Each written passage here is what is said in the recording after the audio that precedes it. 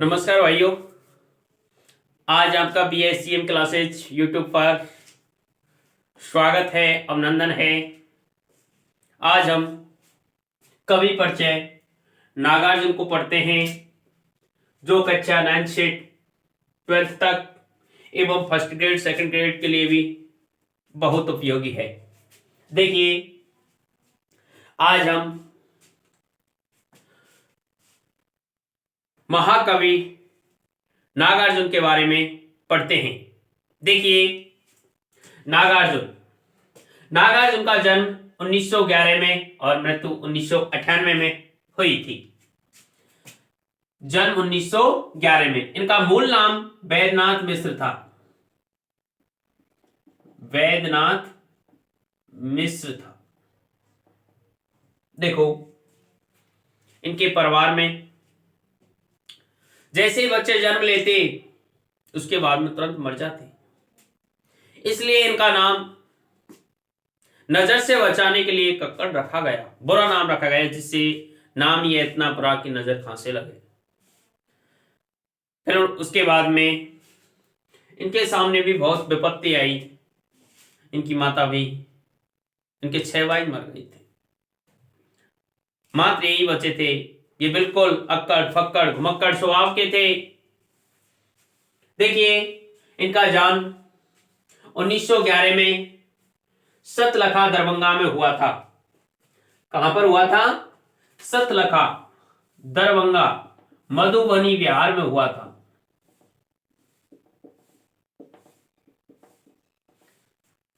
स्वभाव से घुमक्कड़ फक्कड़ थे। कुछ दिन तो ये यहां रहे, फिर कुछ दिन बाद श्रीलंका चले गए। कहां पर? श्रीलंका। और श्रीलंका में 1936 में बौद्ध धर्म से दीक्षित हुए। किससे? बौद्ध धर्म से दीक्षित हुए और ये नागार्जुन कहलाने लगे। जो नागार्जुन नाम था वो इनका कब पड़ा? श्रीलंका बौद्ध धर्म में दीक्षा लेने के बाद क्या नाम हो गया? नागार्जुन। क्या नाम हो गया? नागार्जुन। ये प्रगतिवादी साहित्यकार हैं। कैसे हैं? प्रगतिवादी साहित्यकार। पूरी आस्था के साथ में ग्रामीण जीवन का चित्रण किया है इन्होंने। पूरी आस्था के साथ में किसका चित्रण किया है? ग्रामीण जीवन का। देखो, इनके विचार और विचार कैसे थे? देखो, पहले तो ये गांधीवादी थे। कैसे थे? गांधीवादी।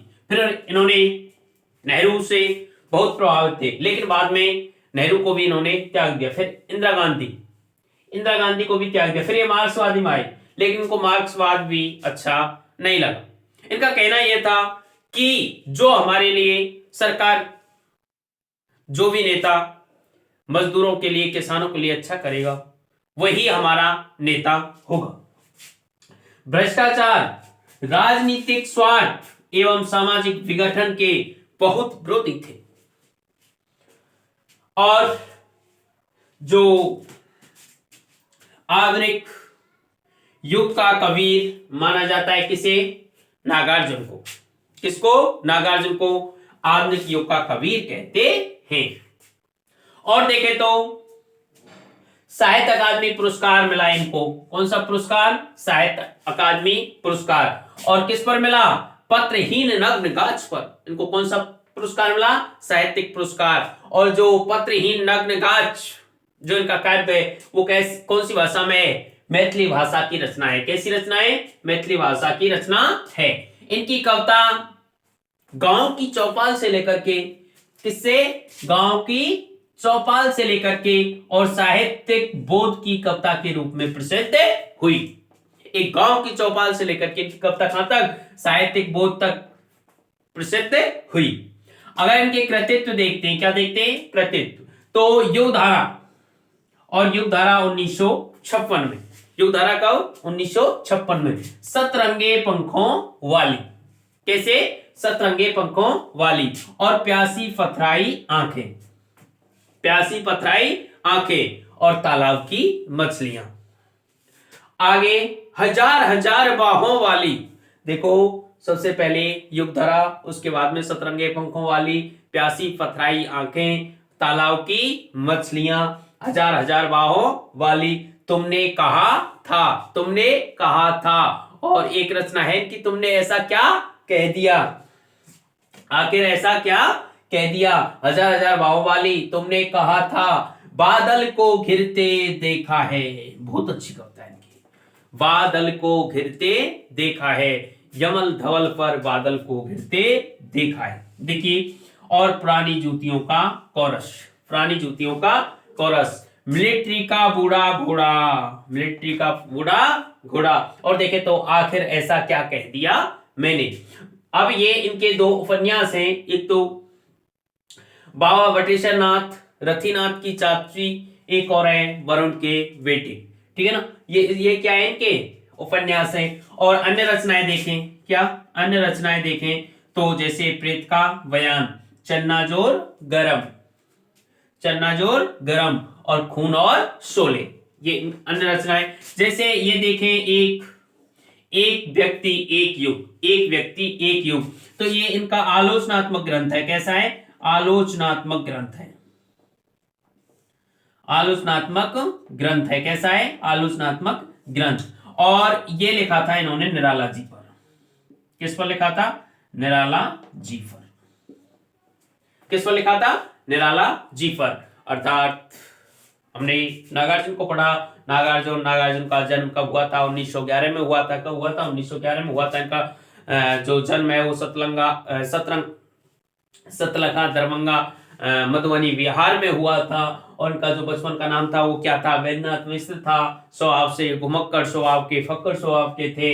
इन्होंने 1936 में बौद्ध धर्म में से दीक्षित हुए और उसके बाद में उनका नाम क्या रखा गया, नागार्जुन रखा गया। ये प्रगतिवादी साहित्यकार माने जाते हैं। कौन से, प्रगतिवादी साहित्यकार माने जाते हैं। इन्होंने पूरी आस्था के साथ में ग्रामीण जीवन का चित्रण किया है।